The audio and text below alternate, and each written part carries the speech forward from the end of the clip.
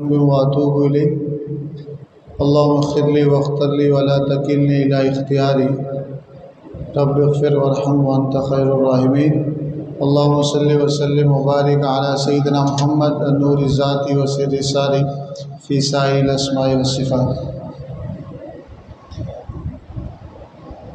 اما بعد فاعوذ باللہ من الشیطان الرجیم بسم اللہ الرحمن الرحیم رب هب لي من الصالحین وبشرناه بغلام حلیم صدق اللہ العظیم وصدق رسولہ النبی الامین الکریم. ذوالحجہ کا مہینہ شروع ہو چکا ہے. انشاءاللہ تعالی 10 ذوالحجہ کو عید الاضحیٰ ہے، جس کو بقرہ عید بھی کہا جاتا ہے، قربانی والی عید بھی کہا جاتا ہے.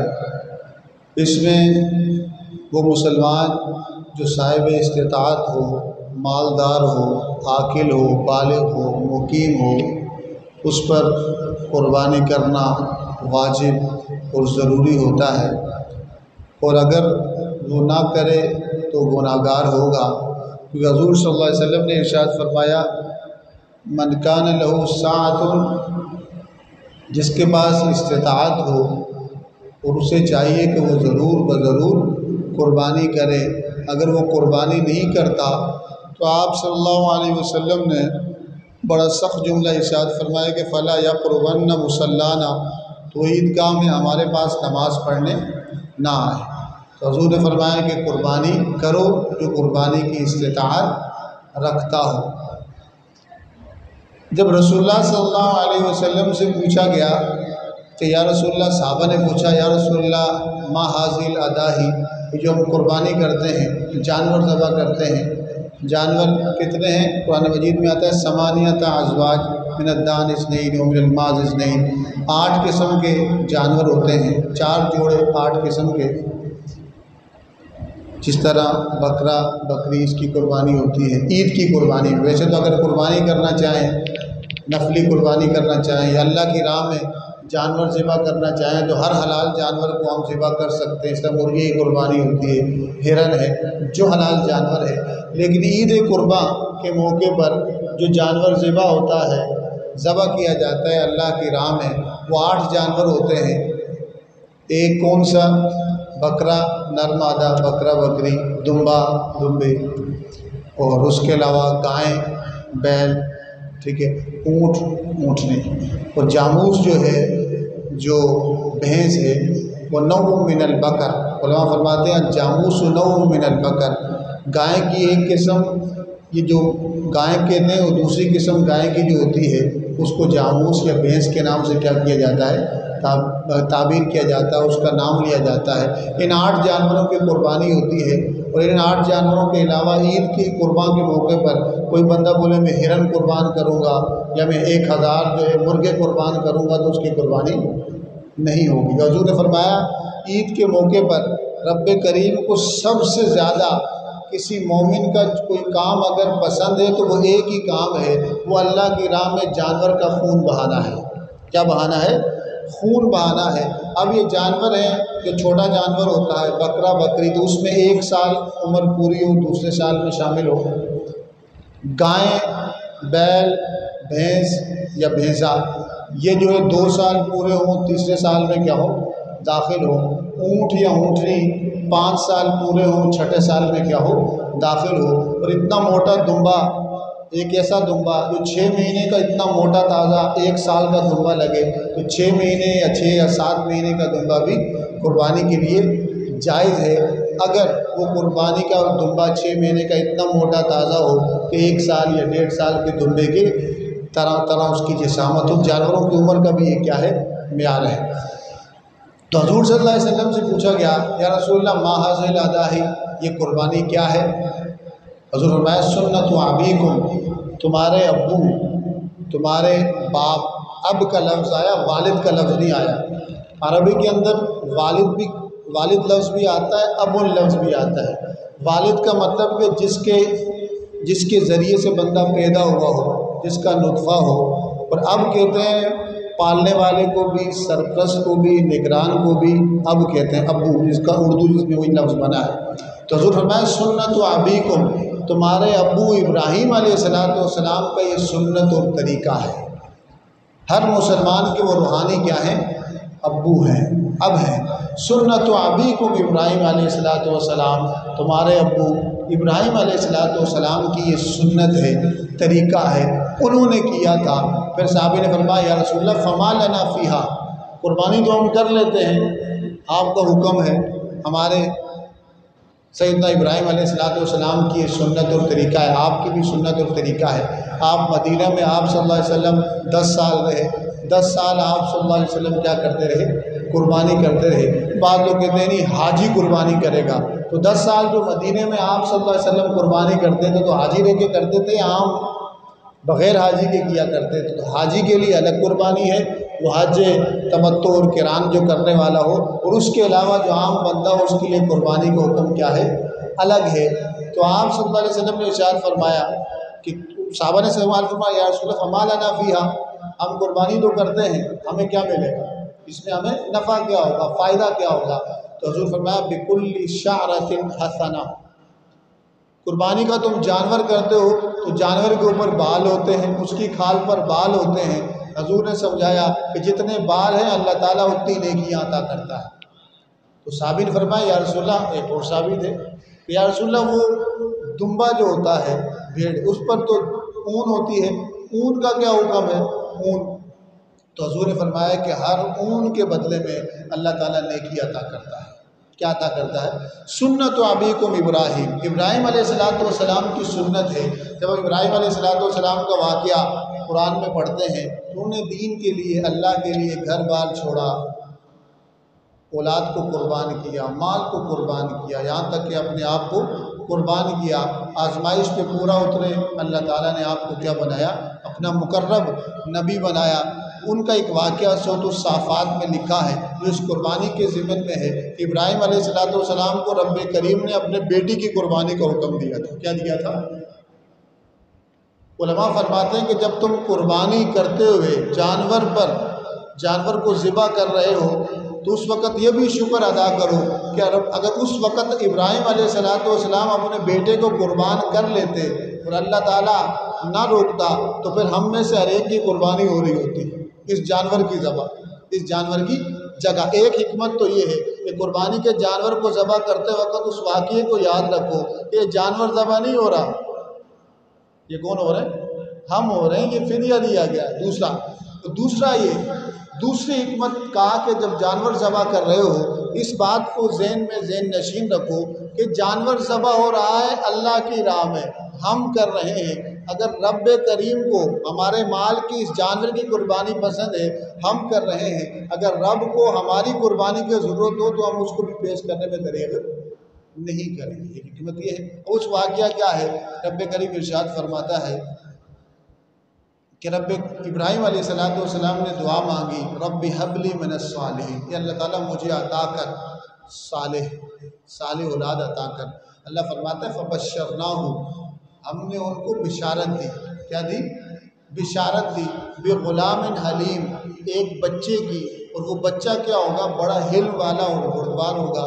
پھر اللہ فرماتا ہے فلما بلغ معہ السعی، جب وہ بچہ بڑا ہو گیا، سمجھدار ہو گیا، تو ابراہیم علیہ السلام نے ایک دن ان کو بلایا، کہا کہ یا بنیا، اے میرے پیارے بیٹے، انی ارا فی المنام، بے شک میں نے خواب دیکھا، میں خواب میں دیکھتا ہوں۔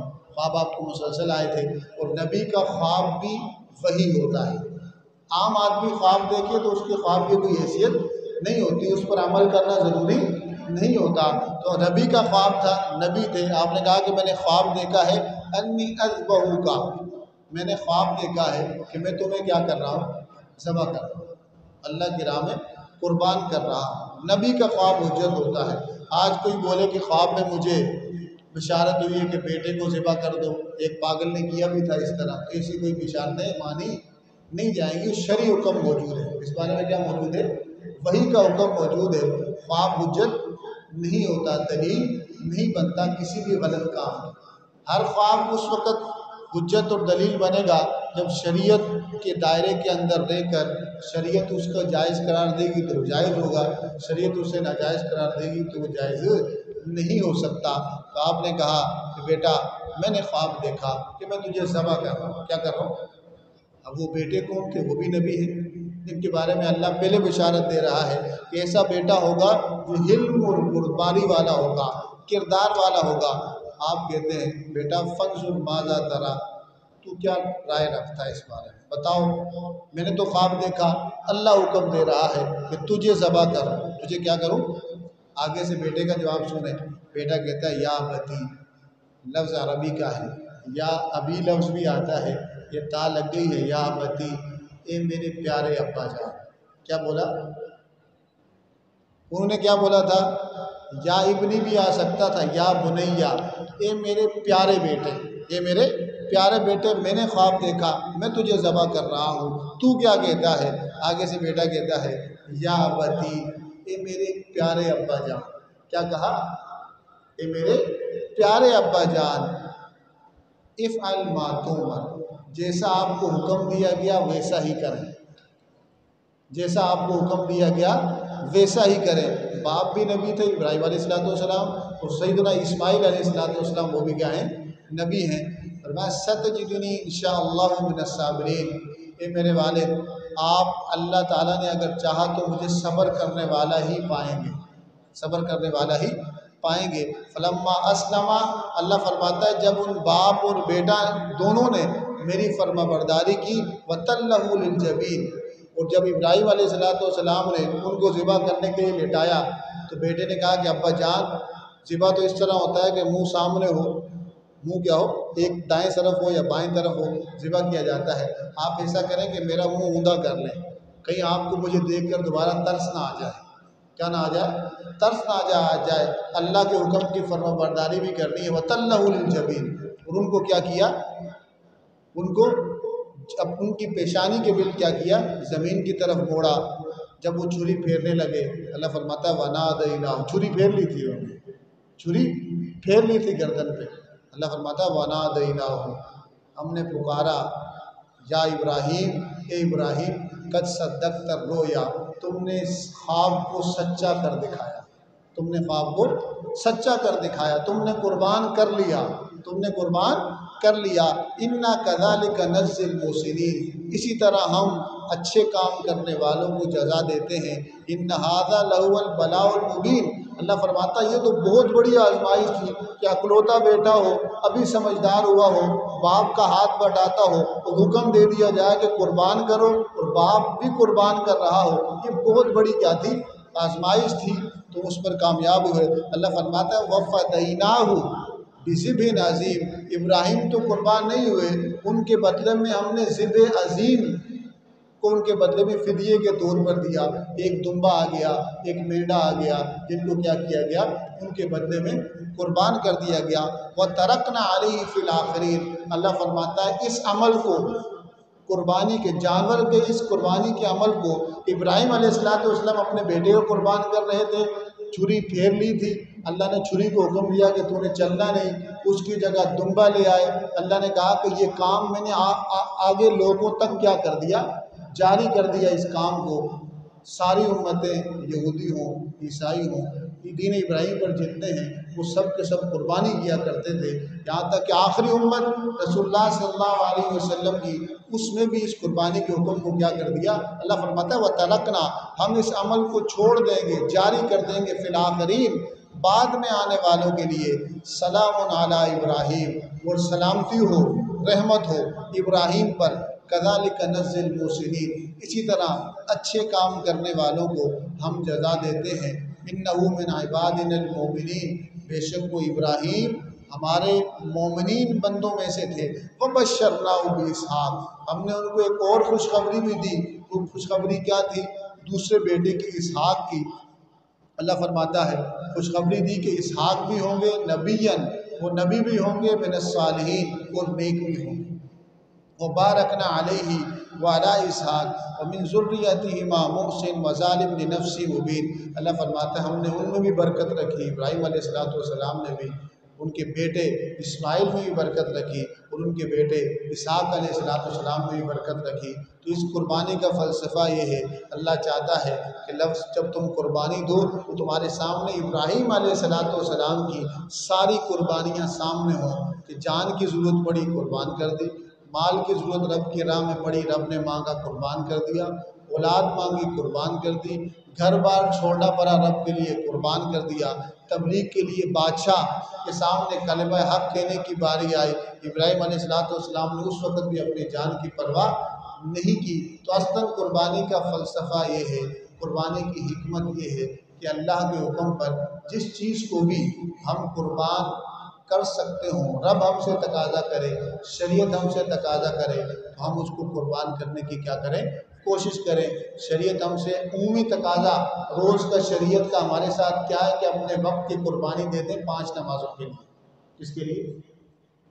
کم سے کم تقاضا شریعت کا کیا ہے کہ 5 نمازیں فرض ہیں، 5 نمازیں فجر ظہر عصر مغرب عشاء یہ فرض ہیں۔